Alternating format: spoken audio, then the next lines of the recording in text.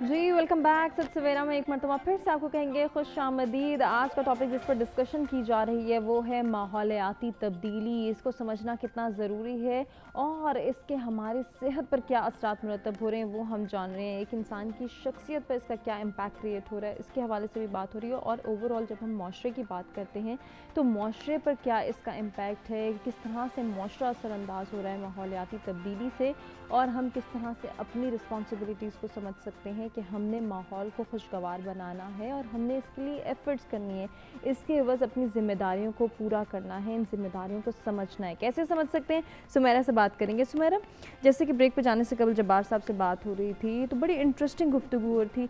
मैं चाह रही हूँ थोड़ा सा हम उसको ही जो है वो आगे बढ़ाएं कि हमारा अपना जो लाइफस्टाइल है, मेरा ख्याल है कि माहौल को बदलने में या माहौलियाती तब्दीली में सबसे ज़्यादा कंट्रीब्यूट इसने किया है कि हमें जो है वो नेचुरल चीज़ों को हमें छोड़ना ज़्यादा प्रेफरेंस दी और साथ ही साथ आर्टिफिशियल लाइफस्टाइल को हमने अपनाया, चाहे वो खुराक के मामले में हो, चाहे वो रहने सहने के मामले में हो, या फिर जो है वो ओवरऑल इन्वायरमेंट को चेंज करने के हवाले से जो हमें पसंद है बस एज़ इट इज़ होना चाहिए, जो हमें नहीं पसंद उसका और हमारा कोई लिंक नहीं है। ये जो सोच है डेफिनेटली इसने भी हमारे ऊपर एक बुरा असर छोड़ा। हुमा, जब हम अपनी अम्मी की बात करते हैं, वो उस ज़माने में देखें कि वो लोग खालिस खुराकें खाते थे, खालिस इन्वायरमेंट में रहते होते थे और पता भी चलता था।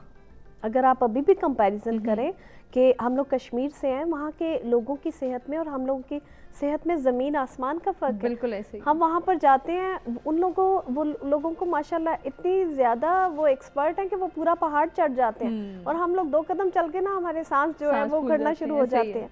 और माशाल्लाह उनकी खुराक भी खालिस है। देखिए हुमा, हम लोगों ने ना बहुत ज़्यादा सहल पसंदी की तरफ चले गए। हम लोगों ने खाना जो है वो बनाने के बजाय, पकाने के बजाय, हम पैकेट से जो है ना उस खोल के इजी, मतलब ठीक है बस माइक्रो किया और खा लिया, उसको हम ज़्यादा प्रेफर करते हैं। अब तो इससे भी आगे चले गए हैं, सिर्फ कॉल की और खाना हाजिर। हाँ। ये तो बहुत ही अच्छा सोल्यूशन, शॉर्ट सोल्यूशन है। उसके अलावा आप ये देखिए कि पहले हमारी माएँ जब किचन में होती थी, वो चटनी बनती थी तो वो उसमें कुंडी में डलती थी और वो बिल्कुल वाकई एक नेचुरल वे में, और उसका टेस्ट भी अलग होता था। ये मैंने खुद ऑब्जर्व किया।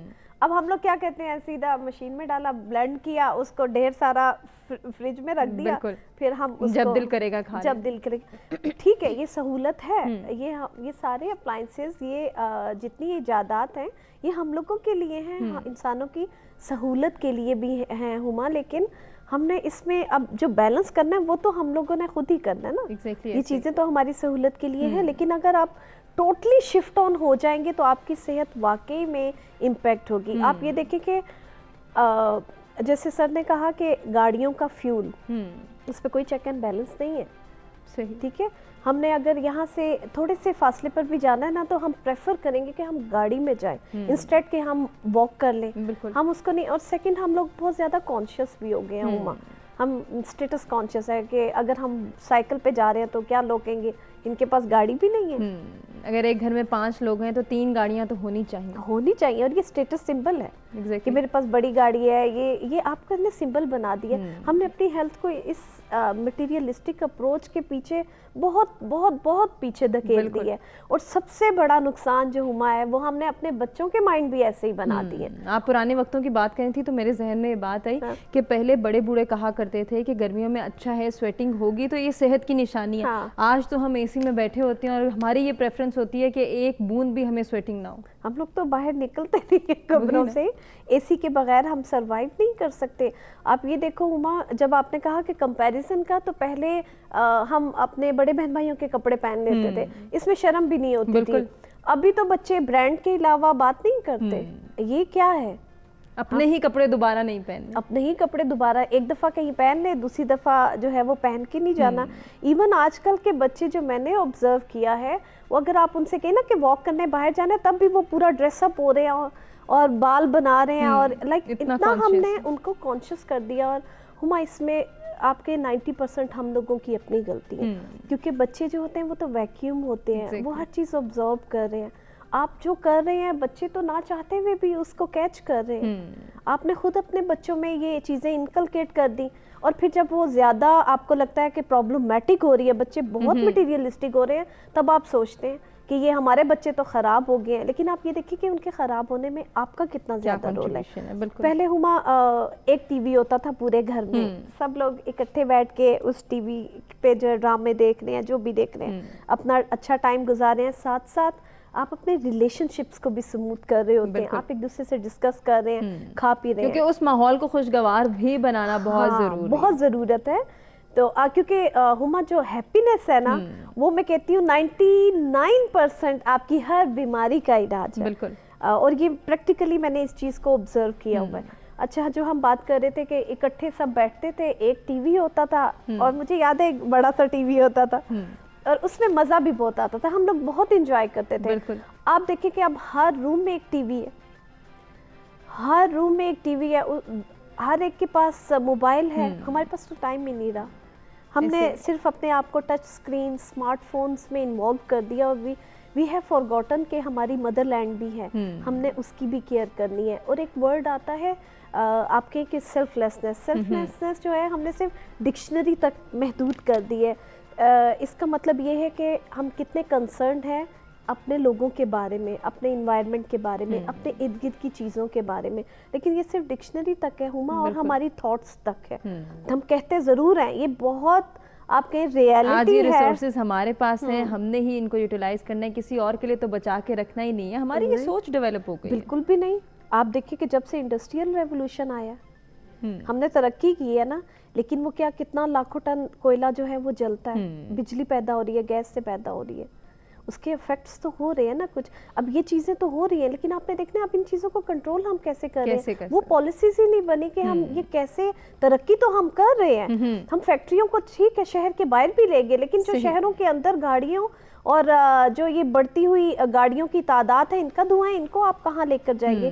क्या इनके इफेक्ट इंसानों की सेहत पर नहीं हो रहे? डेफिनेटली पड़े, और उसके आफ्टर इफेक्ट्स हम भुगत भी रहे हैं किसी हद तक। एहसान साहब, जैसे कि अभी सुमेरा ने भी बात की, जब्बार साहब ने भी बात की कि पॉलिसी मेकर्स जो हैं उस तरह की स्ट्रॉन्ग पॉलिसीज़ नहीं बना रहे जिसकी ज़रूरत है। ओके, एडवांसमेंट हो रही है, लेकिन कहीं ना कहीं ये एडवांसमेंट भी हमारी सेहत को नुकसान पहुंचा रही है। कि हम ये देखते हैं कि जितना जो है वो रेजिडेंशियल एरियाज़ बढ़ाए जा रहे हैं, दरख्तों की कटाई की जा रही है, या इंडस्ट्रियल सेक्टर को स्ट्रेंथन किया जा रहा है, वहीं अल्टीमेट नुकसान एक इंसान की सेहत को उठाना पड़ रहा है। जी, आपने सही फरमाया, लेकिन इनफैक्ट मैं थोड़ा सा इससे डिफरेंट सोच रहा हूँ। पॉलिसीज़ हमारे यहाँ हैं, इन्वायरमेंट के ऊपर भी है और एनर्जी के ऊपर भी है, डेवलपमेंट के ऊपर भी है, पॉलिसी सारी है, फुकदान इम्प्लीमेंटेशन का है, टू बी वेरी ऑनेस्ट। और फिर ग्राउंड लेवल पे हम इंडिविजुअल्स का है, जैसे जब्बार साहब ने भी कहा। मैं आपको बताऊं कि शायद पिछले किसी प्रोग्राम में मैंने जिक्र किया था, एक छोटी सी एग्जांपल दी थी, वो मैं दोबारा कोट करूंगा क्योंकि आपने वैसे एक सवाल किया। आपके अगर नेबर में से कोई नॉइस आपको आ रही है जो आपको डिस्टर्ब कर रही है, तो आपके पास पॉलिसी है कि आप उसकी कंप्लेंट कर सकते हैं, और ये रूल है। हम इसको समझते नहीं कि यार ये कौन सी बात है कि मतलब मैं म्यूज़िक नहीं बजाऊंगा, या मेरे यहाँ शादी नहीं होगी, मेरा घर है, मैं या तो जो मर्जी करूं, जो करूँगा। तो अब वो इंस्पेक्टर भी इसके लिए मौजूद है, उसके लिए लॉ भी है, उसके लिए प्रोसीजर भी है, और उसकी के लिए सज़ा भी है। लेकिन ना हम इंडिविजुअल अवेयर है और ना वो करने वाला अवेयर है। चाहे वो करने वाला मैं हूँ और आप सफ़र हो रही हैं, या आप कर रही हैं और मैं सफ़र हो रहा हूँ। तो फ्रेंकली स्पीकिंग पॉलिसीज़ हैं, पॉलिसीज़ भी हैं, फुकदान जो है वो इम्प्लीमेंटेशन का है। हमारे यहाँ जो हम बात करते हैं, जो भी डेवलपमेंट प्रोजेक्ट जब इनिशिएट होता है तो उसके फिजिबिलिटी लेवल पे एक टर्म हम कहते हैं IEE या EIA, ठीक है, वो एक दो टर्म्स हैं जो प्रोजेक्ट की साइज़ के मुताबिक हम उसकी इन्वायरमेंटल असेसमेंट कर रहे होते हैं। वो इन्वायरमेंटल असेसमेंट जो होती है वो ये नहीं होती कि आपको डेवलपमेंट से रोकती है, वो इसलिए होती है कि आप उस डेवलपमेंट प्रोजेक्ट के जो नेगेटिव इम्पैक्ट्स हैं उसको इन्वायरमेंट के ऊपर, उनको कैसे मिटिगेट किया जाए। बेसिकली वो आप जो एंड पे मिटिगेशन ही बता रहे होते हैं, वो बहुत रियरली ऐसे करेंगे कि ये प्रोजेक्ट नहीं होना चाहिए। अच्छा, अब ये तो उसकी रियल पिक्चर है कि हमें वो स्टडी करनी चाहिए और वो हमें मिटिगेशन बताएगी। जस्ट फॉर एग्जांपल आपने एक रोड बनाई, वहाँ पे 50 ट्रीज़ आ रहे थे या कोई बायोडाइवर्सिटी डिस्टर्ब हो रही थी, तो वो उसके अल्टरनेटिव्स बताएंगे, वो जो इन्वायरमेंटल होंगे, जो कंसल्टेंट्स होंगे, जो एक्सपर्ट्स होंगे, तो वो आपको रिप्लेसमेंट बताएंगे। जी 50 पौधे अगर डिस्टर्ब हो रहे हैं प्लांट्स, तो उनकी जगह आप 100 लगाएं या इस तरह के लगाएं, नेटिव लगाएं, ये करें। तो वो हम एक्चुअली क्या हो रहा है कि वो study just for the sake of study हो रही है, ठीक है, और वो for the sake of approval of that project हो रही है। सही। वो या ये स्टडी हो गई, वो पेपर का हिस्सा बनी, ख़त्म हो गई, काम शुरू हो गया, ना किसी ने पौधे लगाए, ना किसी ने मुड़ के देखा, ना किसी ने उसके इम्प्लीमेंटेशन को फॉलो किया।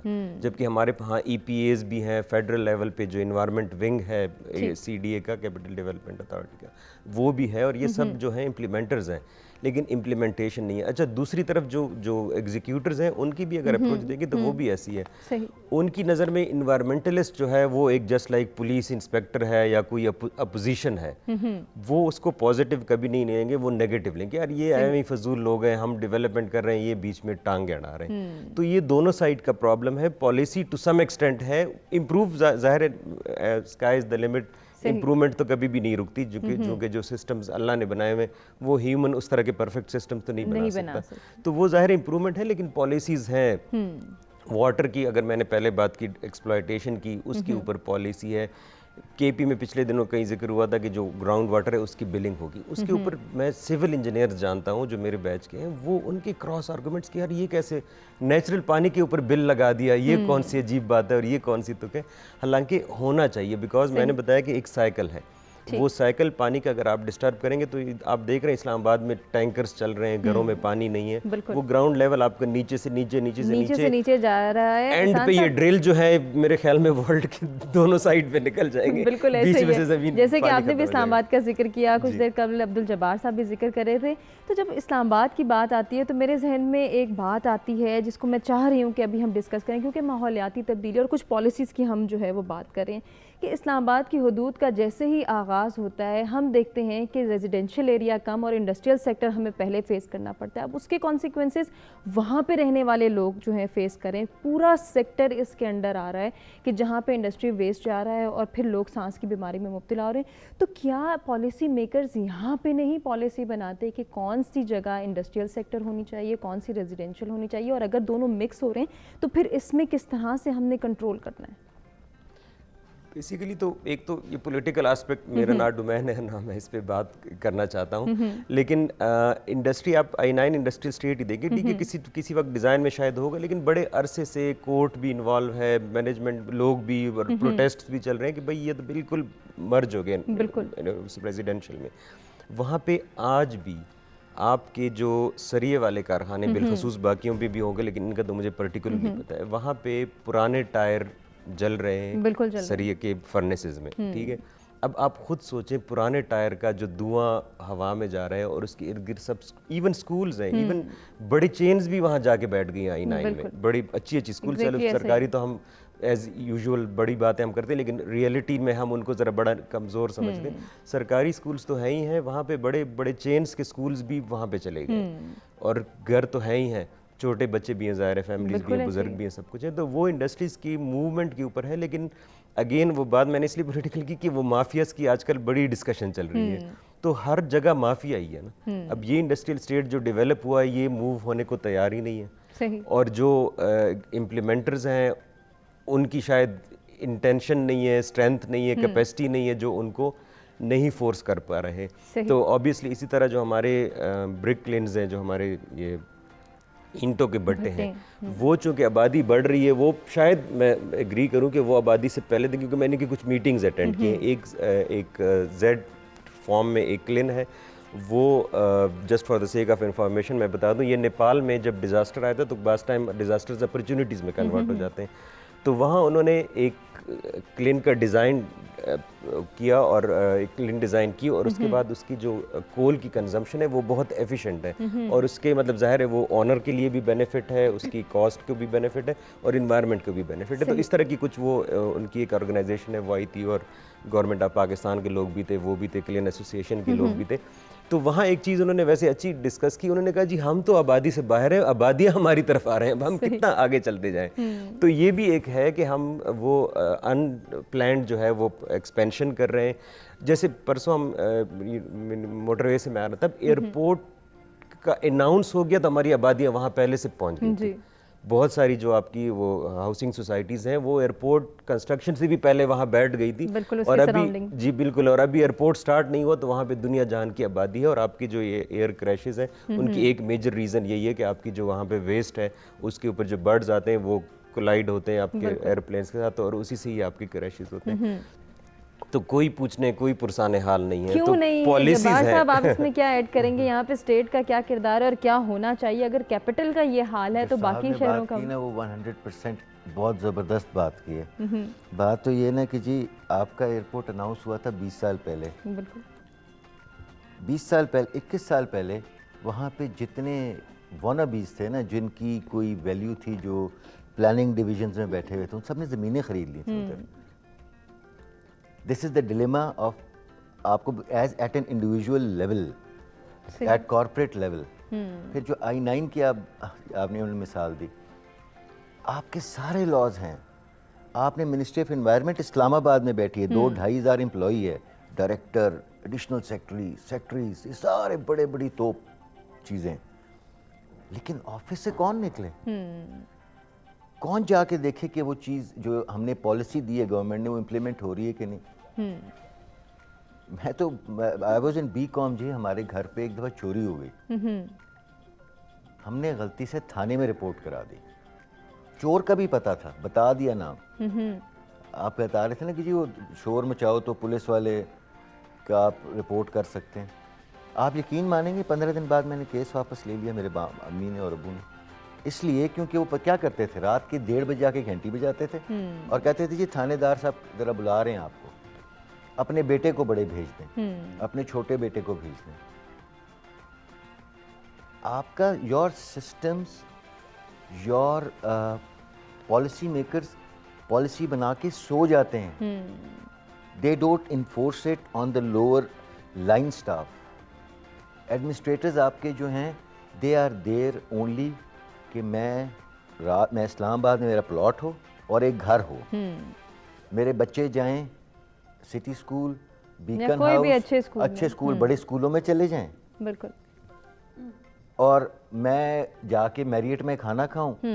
दे आर लीस्ट बॉदर्ड कि दे उनकी रिस्पॉन्सिबिलिटीज क्या हैं और उनको कैसे पूरा करना है। सही, ऐसा नहीं कि पॉलिसीज नहीं है।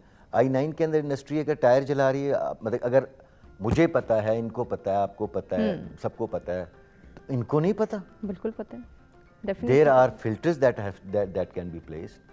आपने जब ये सेक्टर बनाया था, आज से लेट्स से जब ये कैपिटल बना था 30, 40, 50 साल पहले, तो आपने उसका एक ड्राइंग की थी कि जी कहाँ पे जाएगा वेस्ट, कैसे उसको हैंडल करना है। अगर वो वेस्ट 25 ईयर्स में वो कैपेसिटी ख़त्म हो गई है, आपने उसको बिल्ड करना था। बिल्कुल, मतलब कि हम तो सिवाय रेजिडेंशियल कॉलोनियों के हम तो किसी जगह पे और काम कर ही नहीं रहे। हमारा तो टोटल स्कोप ऑफ वर्क ये है कि प्लॉटिंग करें, जितने दरख्त हैं काट दो, ज़मीनें जो आपकी एग्रीकल्चर की हैं खरीदो। आप देखें मोटरवे पे क्या हुआ, मोटरवे बनी, motorway was made essentially with a government plan कि जी आपकी जो रूरल एरिया की मार्केट्स हैं वो उससे खाना आराम से आपके पहुंचेगा और ख़राब नहीं होगा, जल्दी पहुंचेगा। वहाँ पे हुआ क्या, उस सारी एग्रीकल्चर लैंड लेके आप गुजरांवाला वाली साइड देखें, दोनों साइड पे सिर्फ प्लॉटिंग है। आप यहाँ पे एयरपोर्ट पे देख लें, एयरपोर्ट के इर्द गिर्द सारी ज़मीनों पे सिर्फ घर बनाने की। फतेह जंग में देयर इज़ बहुत huge problem of underlying water if I am not wrong, ठीक है जी। और वहाँ पे ज़मीनें हैं सिर्फ, क्या जी वहाँ पे प्लॉट बने हुए। आपने भी I-8 I-9 का जिक्र किया। I-8 I-9 में I-9 is suppose to be industrial sector. आप स्कीम 3 की तरफ चले जाएं, पिंडी की मैं बात करूंगा, वहाँ पे लई नाला बहुत बड़ा गुजरता है, बिल्कुल ऐसे ही। हर दफ़ा वहाँ पानी भरता है, लोग मरते हैं, घर इसके अंदर सबसे बड़ी प्रॉब्लम ये कि वहाँ पॉलिसी है, इम्प्लीमेंटेशन नहीं हुई। लई नाले के जब सूखता है लोग अंदर घर बना लेते हैं जी। और जब पानी उसकी बाउंड्री पे जब वो पानी आता है वो डूबते हैं, तो कहते फिर सारा हमारा जो मीडिया है और सारे लोग शोर मचा रहे होते हैं, ओ जी गवर्नमेंट कुछ नहीं करे। गवर्नमेंट क्या करे? इफ़ यू वांट, अगर एक लोग हैं जो जाके वहाँ पे नाले के अंदर घुस के रहना शुरू हो जाएं, अब वो आप कहते हैं कि जी गवर्नमेंट वहाँ जाके उनको कैसे निकाले, मतलब क्या करें। आप वहाँ से निकालते हैं, वो आपका लीगल सिस्टम इतना वीक है, लॉज आपके जो अंग्रेज़ बना के गया था उसको आपने जो चेंज किया है वो सिर्फ उस वक़्त किया है जब तनख्वाहें इंक्रीज़ करनी होती हैं आपने अपनी पार्लियामेंट की और सेनेट की, या उनके perks. Otherwise people of Pakistan के लिए कौन सा लॉ है? जहाँ स्टेट अपनी जिम्मेदारियां पूरी नहीं कर रहा, वहीं इंडिविजुअल लेवल पे भी हम देखते हैं सुमेरा के इंटरेस्ट नहीं है, हम विलिंगनेस नहीं देख रहे कि हमने माहौल को बदलना है, या ये माहौल हमें जो है वो कुदरत का तोहफे के तौर पे दिया गया है, इसकी हमने हिफाजत करनी है, इसको कहीं ना कहीं हमने निखारना है, संवारना है। हम ये जो है इंटरेस्ट कहीं पर भी नहीं देख रहे। उमा, हम रिस्पॉन्सिबिलिटी नहीं लेते। हम we are least bothered about other people, our environment. हम सिर्फ we are concern with our selves. ये बहुत बड़ा, आप कह लें कि बहुत बड़ा फिनोमिना है और इसको कंसीडर करने की ज़रूरत है। जहाँ पे आप कहते हैं कि इंडिविजुअल लेवल और आप कहते हैं कॉर्पोरेट लेवल, तो कॉर्पोरेट लेवल पे जो सर ने कहा कि प्रॉब्लम है, policies are there but the lack of implementation is there. तो उसके लिए क्या है, आप क्या एक लीडर ऐसा नहीं बना सकते ऑर्गेनाइजेशन में, कोई एक आध इनिशिएटिव नहीं ले सकता? ले सकते हैं, लेकिन कोई बॉदर नहीं करता ना, मैं क्यों करूं, मेरे करने से क्या होगा, क्योंकि हुमा उनकी अपनी रिक्वायरमेंट्स पूरी हो रही है, नीड्स पूरी हो रही है ना, इसलिए वो दे आर लीस्ट बॉदर। तो आप सोचे कि ठीक है, कॉर्पोरेट लेवल पर भी होना चाहिए, हर इदारे में लीडरशिप इज़ वेरी इंपॉर्टेंट। आपका लीडर ही आपको डिक्टेट करता है। Second, evaluation is very important कि आपने, ठीक है सर ने कहा कि पॉलिसीज़ बन गई कि इतने दरख्त लगाने हैं, प्लांटेशन, लेकिन who is going to evaluate कि ये वेदर इम्प्लीमेंट हो रहा है कि नहीं हो रहा। बिल्कुल, हम इसके लिए क्या कर रहे हैं? नथिंग। इसलिए द रीज़न इज़ कि हम सिर्फ अपने तक कंसर्न है, हमें हमारी तनख्वाहें मिल रही हैं, हमारा घर चल रहा है, हमारी फैमिली खुश है, वी आर हैप्पी। तो हम जो है उसके बारे में बिल्कुल भी, लोगों के बारे में बिल्कुल भी केयर नहीं करते। सेकंड, हुमा, ये चीज़ अवेयरनेस की भी बहुत कमी है। आई थिंक सो कि अवेयरनेस देना इस की इम्पोर्टेंस के बारे में, रिस्पॉन्सिबिलिटी की रियलाइजेशन, वो बहुत इम्पॉर्टेंट है। डेफिनेटली। हम लोग क्या कर सकते हैं उसके लिए? हम अपने बच्चों को जो है उनको अवेयरनेस दे सकते हैं। हम स्कूल कॉलेजेस जा सकते हैं, वहाँ पर प्रोग्राम्स जो हैं ऑर्गेनाइज कर सकते हैं। हम उन्हें बता सकते हैं इन्वायरमेंटल स्टेबिलिटी होती क्या है, इसके इफेक्ट्स क्या होते हैं हमारे इन्वायरमेंट पे, और इन द लॉन्ग रन हमारी सेहत पर इसके क्या इफेक्ट है। जब तक आपको पता ही नहीं है कि ये चीज़ है क्या और इसके बेनिफिट्स क्या है, no one is going to implement. आप इम्प्लीमेंट करें, और ख़ास तौर पे मैं ये सोचती हूँ कि हमारी जो यंग जनरेशन है, आप उनको ज़रूर इस चीज़ की अवेयरनेस दें। बिल्कुल, ये अवेयरनेस कितनी ज़रूरी है, इस पर मज़ीद भी गुफ्तगू के सिलसिले को आगे बढ़ाएंगे और आज के दूसरे टॉपिक के हवाले से भी बात करेंगे। एक ब्रेक की जाने बढ़ें, ब्रेक से वापस आते कंटिन्यू करते हैं।